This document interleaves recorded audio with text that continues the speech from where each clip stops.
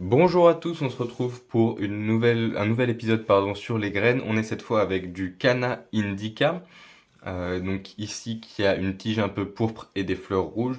C'est pas tout le temps le cas, mais c'est quasiment tout le temps le cas. Après, il existe plein de cultivars, etc. C'est une plante qui est utilisée énormément en ornemental. On est sur de l'IRNC de 2023. Ça veut dire que c'est une plante qui s'est reproduite sans contrôle là-dessus. C'est une plante qui va porter énormément de noms. On peut citer conflore, gonflore, toloman, basilier rouge, basilier comestible, basilier d'Inde, basilier à chapelet, canna des Indes, canna d'Inde, safran marron, cicive, tous les mois. Et je pense que j'en oublie probablement. Donc une plante qui est énormément connue dans le monde, qui a beaucoup voyagé. On a ici les graines dont on va parler juste après. C'est une plante qui est issue de l'Amérique du Sud, particulièrement des Caraïbes, qui est cultivée au Pérou, qui était déjà cultivée au Pérou, il y a plus de 4500 ans, parce qu'elle a notamment des parties comestibles, les rhizomes en particulier, qui sont riches en amidon, etc. On trouve également parfois de la poudre de canna à acheter sur Internet, ou, euh, ou aussi du pollen de canna. Euh, on a des plantes qui sont assez petites, jusqu'à 2,50 m, selon les variétés et les cultivars. Donc ça va de quelque chose comme 30 cm ou 60 cm jusqu'à plus de 2,50 m. Mais globalement, on est dans ces eaux-là.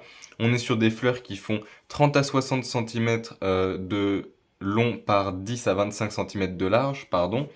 Et on a ces graines du coup qui sont quasi entièrement rondes, quasi entièrement lisses et toutes noires. C'est-à-dire que dès que je vais bouger cette feuille, voilà, vous voyez, c'est vraiment des petites billes qui se déplacent, qui roulent et qui se barrent. Hop, je vais attraper ça. Elles ont un bruit beaucoup plus délicat que les musas qu'on a vus avant. Voilà, si je vous les montre, on est... Pardon. Hop, je fais ça derrière. On est quasiment entièrement sur du noir. On voit un tout petit peu de relief à l'écran. Il est un poil plus marqué dans la réalité, mais c'est vraiment très léger. On le sent pas du tout au doigt, par exemple. Donc on est sur des graines qui sont quand même assez grosses, hein. On a rarement l'habitude de voir des graines comme ça. D'ailleurs, quelque chose auquel je n'avais pas pensé, mais on va essayer de les peser un petit peu pour se faire une idée. Puisque souvent, quand on achète des graines, on les achète par 100, par 1000 ou alors au poids. Donc le poids peut avoir son importance. C'est ce que je vais essayer de voir vite fait ici tant que je suis avec vous. Tac. Si j'en prends 5, est-ce que je vais réussir à les faire tenir dessus? C'est pas dit, hein. Ok, 1,47. Donc 2,80, 2,94. Ok, ok. Donc on est à 0,29 grammes la graine environ.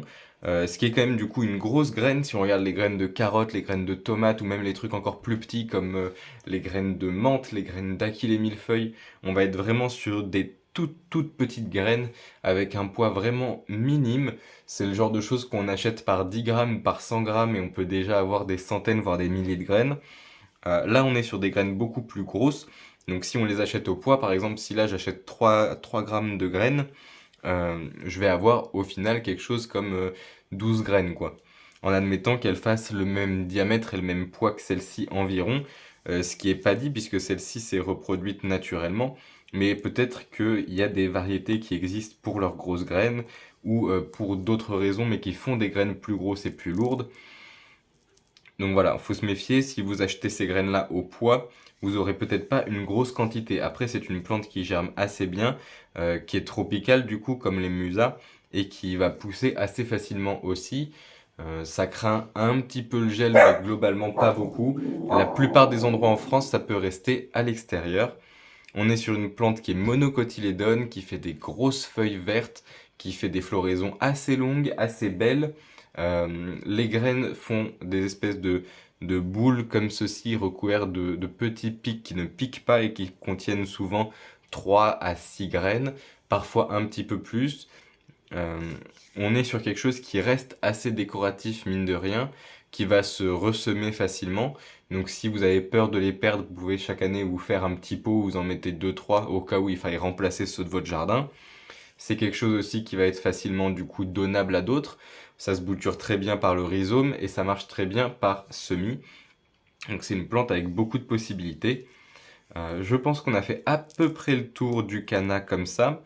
Je vous apprendrai pas à le manger ou quoi que ce soit. J'imagine que vous trouverez tout ce que vous voulez sur Wikipédia ou sur d'autres sites si jamais c'est nécessaire. Je pense qu'on a à peu près fait le tour. On va s'arrêter là-dessus et bonne journée.